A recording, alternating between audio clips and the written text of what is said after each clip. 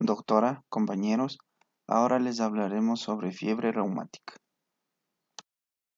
La fiebre reumática es una enfermedad inflamatoria sistémica que se caracteriza por la existencia de lesiones que pueden afectar articulaciones, piel, tejido celular subcutáneo, el corazón y sistema nervioso, y dentro de otros órganos en sí.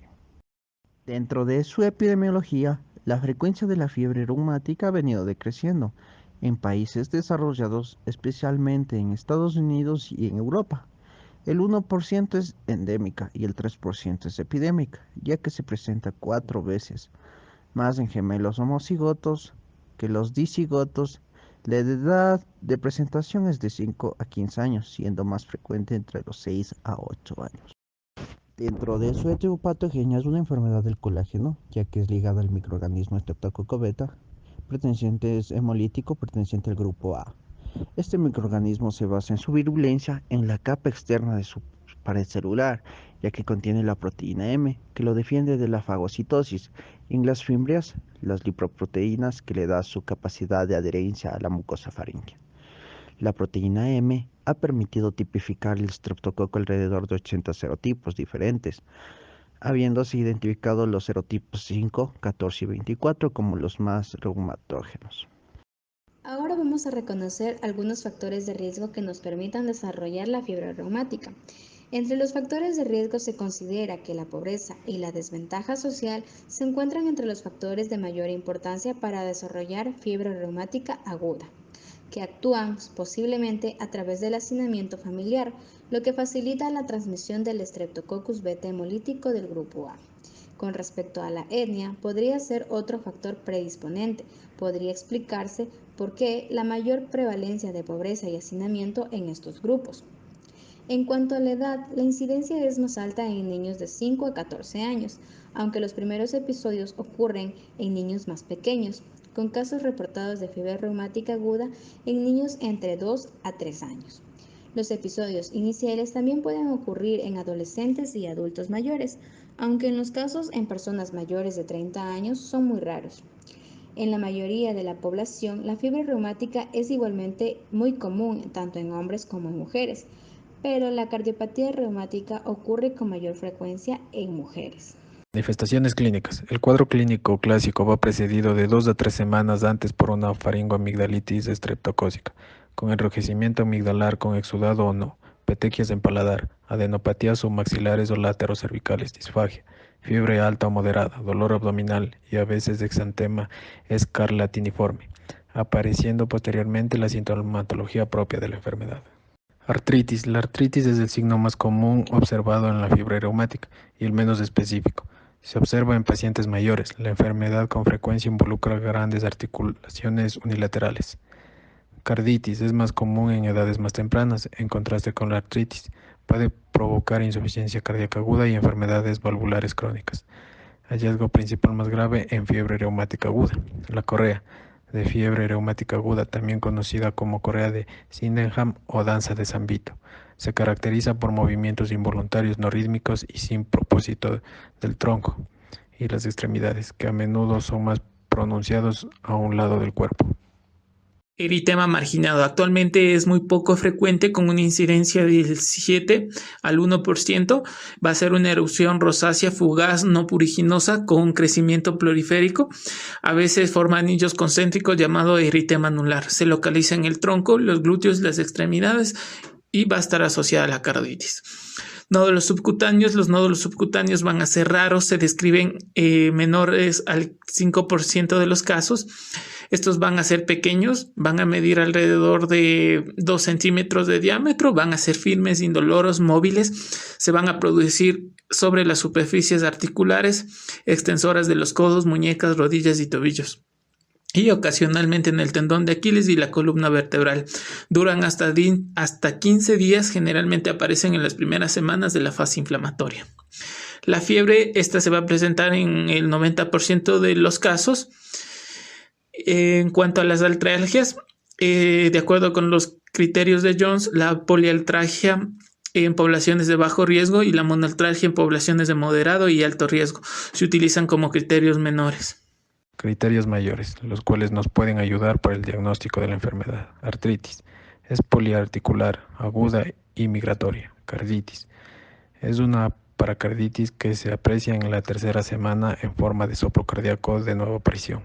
Eritema marginado. Es rosado, fugaz y no es pruriginoso. Nódulos subcutáneos. Son duros e indoloros. Corea minor o de Sydenham. Se considera una manifestación tardía. Afecta a niños y adolescentes. Cursa con movimientos incoordinados, muecas, irritabilidad, torpeza y alteraciones del carácter. El diagnóstico diferencial que puede plantearse para la fiebre reumática va a ser muy amplio, teniendo en cuenta la variada sintomatología que presenta la enfermedad. Sin embargo, la evidencia de infección estreptocócica previa ayuda a eliminar algunas posibilidades. En cuanto a la afección articular, debe diferenciarse de las infecciones articulares, de la artritis crónica juvenil y también tomar en cuenta otras colagenosis que si bien pueden empezar con sintomatología articular, como es el caso de la borreliosis de Lyme y la sarcoidosis. También debe diferenciarse de otros cuadros que suelen ser menos frecuentes, como la drepanocitosis y la gota. Desde el punto de vista cardíaco, debe pensarse en la endocarditis, en miocarditis o en alguna miocardiopatía y de igual manera en la enfermedad de Kawasaki. También debe hacerse el diagnóstico diferencial con las lesiones cutáneas que cursan con nódulos y erupciones variadas, así como también con síndromes coreicos de causa no reumática. La evolución puede tener una intensidad y evolución distinta, desde formas articulares puras como mono o poliarticulares, a formas con corea o carditis, aislada o asociada, es decir, carditis con eritema o nódulos. Y por último, la gravedad viene determinada por las secuelas cardíacas que pueden producirse. Ahora tenemos el pronóstico. En los pacientes con fiebre reumática aguda y cardiopatía reumática dependen en gran medida de la gravedad y la recurrencia de la enfermedad. Para la resolución de la cardiopatía reumática es posible y generalmente ocurre dentro de los primeros 12 meses después del episodio inicial para pacientes con carditis leve a moderada. Para la regurgitación de la válvula mitral, solo es lo que tiene más probabilidad de recurrencia, mientras que en la válvula aórtica es la que se encuentra comprometida, pero rara vez muestra resoluciones completas. Por último, la recuperación depende del cumplimiento de la profilaxis con penicilina, ya que el cumplimiento deficiente y la recurrencia aumenta el riesgo de las complicaciones de la cardiopatía reumática y el desarrollo de la cardiopatía reumática crónica. Para el tratamiento de elección se continúa la penicilina. Debe orientarse a eliminar el germen, a controlar inflamaciones y a prevenir posibles secuelas. También hay que considerar el reposo en cama, que es indispensable en la fase aguda y sobre todo si hay carditis. El tratamiento inflamatorio con el uso de anticilatos a dosis de 75 a 100 miligramos kilogramos día y el tratamiento antibiótico con penicilina benzatina. Para el tratamiento antibiótico vamos a tener diferentes fármacos que van a estar destinados a la erradicación del estreptococo beta hemolítico del grupo a diferentes dosis. Tenemos fármacos como la penicilina benzatina, la penicilina 5, la sulfadiazina y la eritromicina, ¿no? Hay que recalcar que la sulfadiazina no está recomendada y la eritromicina va a usarse en alérgicos a la penicilina. No obstante, siempre el tratamiento va a ser la penicilina benzatina a una dosis de 600.000 unidades internacionales de intramuscular para los que son menores de 30 kilogramos y 1.200.000 unidades internacionales de intramuscular para los que tienen un peso mayor a 30 kilogramos. Profilaxis. La prevención de la fiebre reumática está en función del tratamiento adecuado de las infecciones respiratorias estreptocócicas producidas por el estreptococo del grupo A. Tenemos tres prevenciones, la primaria, la secundaria y la terciaria. En la primaria, la prevención de los ataques iniciales dependen del correcto diagnóstico y tratamiento de las infecciones faringoamigdalares. En la secundaria consiste en la prevención de recaídas tras un primer ataque de fiebre reumática aguda. Se precisa de un programa continuado de profilaxis. Y la terciaria es una profilaxis de la endocarditis infecciosa en pacientes con secuelas de cardiopatía reumática. Doctora, compañeros, este ha sido nuestro tema de exposición. Espero que hayan